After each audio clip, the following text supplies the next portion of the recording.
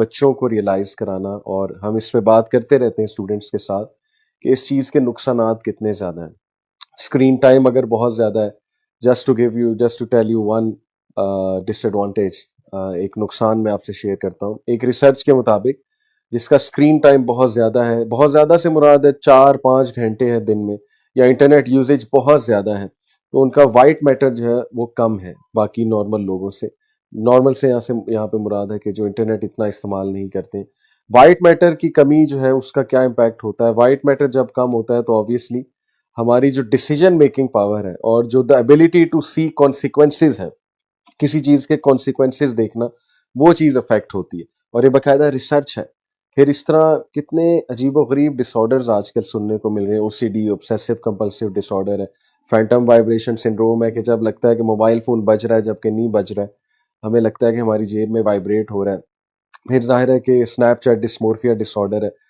जब हम फिल्टर लगाते हैं, हर चीज को पिक शेयर करते हैं, खाना खा रहे हैं पिक शेयर कर रहे हैं, तो इस हवाले से इतनी अजीबो गरीब पर्सनैलिटीज आजकल देखने को मिल रही हैं। जैसे मैंने स्नैपचैट डिस्मोर्फिया डिसऑर्डर बताया, ये वाला डिसऑर्डर है कि हर चीज परफेक्ट होनी चाहिए, हर चीज में परफेक्शन देखना और हर चीज को फिल्टर करना और फिल्टर लगाना। तो एक डॉक्यूमेंट्री भी है, मैं आप सबको रिकमेंड करना चाहूँगा। उस डॉक्यूमेंट्री का नाम है द सोशल डिलेमा। ये मैं दिखाता भी हूँ अपने स्टूडेंट्स को, रिकमेंड भी करता हूँ।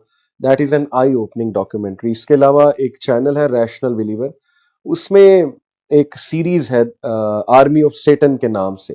एज ए फैमिली बैठकर वो देखें और अपने बच्चों को दिखाएं और फिर उनसे डिस्कशन करें कि बेटा क्या समझ आई। उसमें भी एक एपिसोड है आर्मी ऑफ सेटन में, डिजिटल मीडिया के हवाले से, सोशल मीडिया एडिक्शन के हवाले से, और गेमिंग के ऊपर भी पूरी एक एपिसोड है। तो बहरहाल पहला सोल्यूशन तो ये है कि अब चूंकि ही हम इस एज में रह रहे हैं तो डिजिटल मीडिया को एज ए फैमिली मिलकर कंज्यूम करें, क्योंकि इस चीज़ से जान छुड़वाना ये इम्पॉसिबल है कि अगर मैं ये कहूँ कि टीवी ख़त्म कर दें, इंटरनेट ख़त्म कर दें, मोबाइल फ़ोन छीन लें, मोबाइल फ़ोन ख़त्म कर दें, तो ये एक अनरियलिस्टिक सोल्यूशन है। क्योंकि कहीं ना कहीं से आपके बच्चों ने मोबाइल पकड़ लेना, आईपैड पकड़ लेना है, गैजेट्स पकड़ लेने। तो सबसे पहली बात यह है कि रिस्ट्रिक्टेड यूजेज उन्हें कराएं। और मैं स्टूडेंट्स को भी कहना चाहूँगा कि अगर आपके पेरेंट्स आपको रिस्ट्रिक्टेड यूज़ करा रहे हैं तो उनका शुक्रिया अदा करें। कल को यू विल थैंक देम कि शुक्र है आप लोगों ने हमें रिस्ट्रिक्टेड यूज़ कराया, हम इस चीज़ के एडिक्ट नहीं हो गए, क्योंकि इसके आगे जाके बहुत रिपरकशंस आते हैं। तो रिस्ट्रिक्टेड यूज़ कराएं। 2 घंटे screen time more than enough है। और साथ बैठ कर कंज्यूम करें। मोबाइल फ़ोन बच्चों को अगर देना है तो डेफिनेटली उस पर नज़र भी रखी जाए, उस मोबाइल फ़ोन पे उस पर चेक एंड बैलेंस रखा जाए। इस तरह मैं इस चीज़ का कायल नहीं हूँ कि ओ लेवल तक जो है वो बच्चे को इंडिपेंडेंटली मोबाइल फ़ोन दे दिया जाए। This is my opinion, and not only my opinion, जो एक्सपर्ट्स हैं सोशल मीडिया एडिक्शन के हवाले से, ये उनकी ओपिनियन मैं आपको बता रहा हूँ, दे डोंट रिकमेंड इट। तो टुगेदर कंज्यूम करने से मेरी ये मुराद है कि यू शुड नो कि यूज़फुल एप्लीकेशंस कौन सी हैं। तो वो यूज़फुल एप्लीकेशंस आप भी डाउनलोड कर सकते हैं, बच्चों को भी इनकरेज करें। इकट्ठे बैठ के गेम खेल सकते हैं कोई ऑनलाइन, जिनको ज़ाहिर है डिजिटल मीडिया यूज़ करना आता है। इकट्ठे बैठ के डॉक्यूमेंट्री को यूज़फुल देखी जा सकती है। इकट्ठे बैठ के कुछ और देखा जा सकता है, फिर उस पर डिस्कशन हो सकती है। तो ये एक प्रैक्टिकल सोल्यूशन है कि इसको इकट्ठे जो है वो कंज्यूम करें।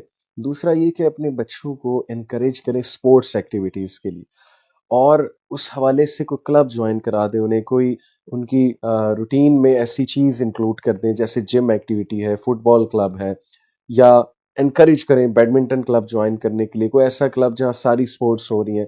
Encourage them to go out and play and get involve. फिर ये कि पढ़ाई में कुछ ऐसे बिजी करें, होमवर्क में कुछ ऐसे बिजी करें कि उनको इतना टाइम ही ना मिले इस चीज़ का, और जाहिर है कि थक कर वो सोएं एंड में, और एक रिफ्रेशिंग सी नींद जो है वो लें, ताकि उनकी सेहत भी जो है वो बेहतर हो। इसके अलावा ऐसे इवेंट्स आप लोग कर सकते हैं। मैं कई ऐसी फैमिलीज़ को जानता हूँ जो हफ्ते में एक बार हफ्ते में एक बार नहीं तो चलो 2 हफ्ते में एक बार वो संडे को कोई फार्म हाउस बुक कराते हैं। If you can't afford a farm house, आप लोग अपने घर में कर सकते हैं। रिश्तेदारों को बुलाएं, और बॉन्डिंग भी होती है इससे, रिश्तेदारों से मिल भी लेता है बंदा, खाना पीना भी होता है, बारबेक्यू वगैरह, साथ में वॉलीबॉल खेली, स्विमिंग की अगर फार्म हाउस बुक कराया हुआ है, बैडमिंटन खेला वगैरह वगैरह ये चीज़ें। और अगर घर में कर रहे हैं तो आपस में बैठ के बातचीत की, और जाहिर है कि हल्ला गुल्ला किया, ऑल दीज थिंग। इससे है कि बच्चे दोस्तियां भी बनती हैं उनकी कज़न्स के साथ, उनको फिजिकल एक्टिविटीज़ भी मिलती हैं, उनको एक ऑल्टरनेट भी मिलता है कि यार social media end of the world नहीं और यही सारी दुनिया नहीं है, बहुत कुछ है।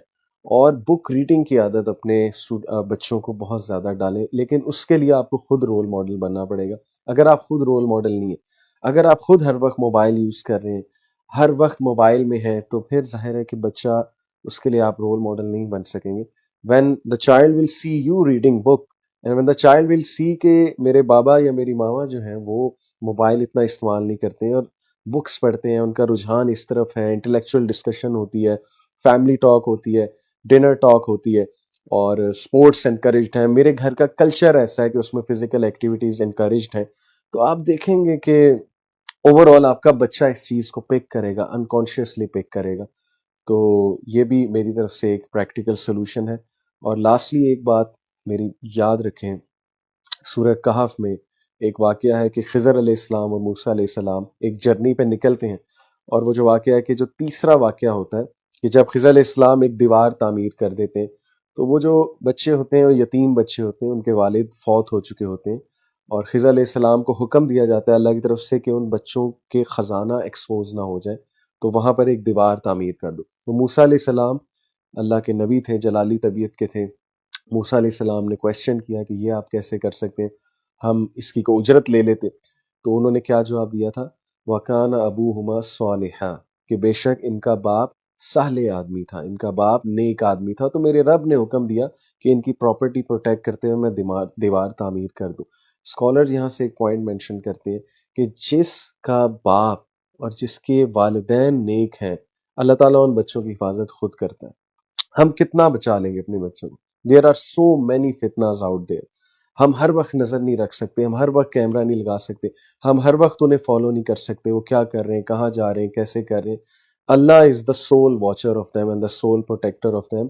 तो अगर हम खुद नेक बनेंगे, अगर हम खुद अल्लाह वाले बनेंगे, तो आप देखेंगे कि अल्लाह ज़रूर हमारे बच्चों की भी हिफाजत करेंगे। बाकी अल्लाह ताला हमारे बच्चों की हिफाजत फरमाएँ। यंगस्टर्स को मेरा मैसेज है कि read yourself about the harms of social media addiction. Please mature act करें, बेवकूफ़ मत बने। Take care of your health, mental health, physical health, and indulge yourselves in productive activities. That's my message to all of you. Jazakallah khair. Assalamu alaikum wa rahmatullahi wa barakatuh.